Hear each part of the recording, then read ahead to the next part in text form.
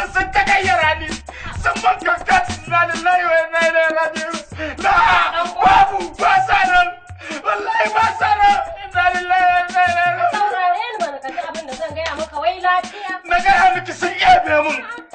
sun kwashe mun kuɗi ka samo a wajen aka kwace me kuɗi abin duniya kudin sun fana'un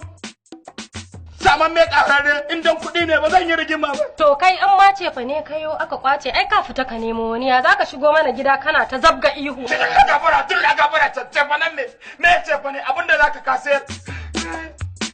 la ilaha illallah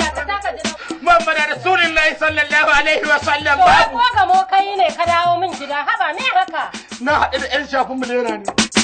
la ilaha illallah Muhammad Rasulullahi sallallahu alaihi wa sallama garin yaya mutum bai da garanti yanzu duniya ba ta da tabbas mutum sai Allah wani yanzu so nake ka mun bayani garin yaya aka ta faru wallahi duk wani shigar ka ko motar ka ta daina burge da tunda mutane ba Allah suke yi ba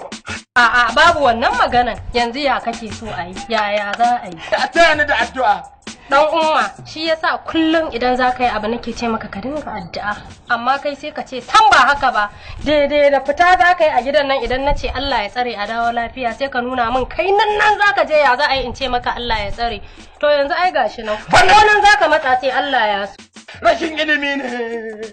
yasa da zan fita ban ce insha Allah ba amma yanzu insha Allah za a dawo min da maraina na ki tayar da addu'a insha Allah za su dawo yanzu dai ka san insha Allah ai yanzu duk inda za dan Allah ka dawo gidan nan ka rufa min asiri kakka min terere cikin unguwa ka da ka samu nutsuwa ka zauna mu san yadda za a yi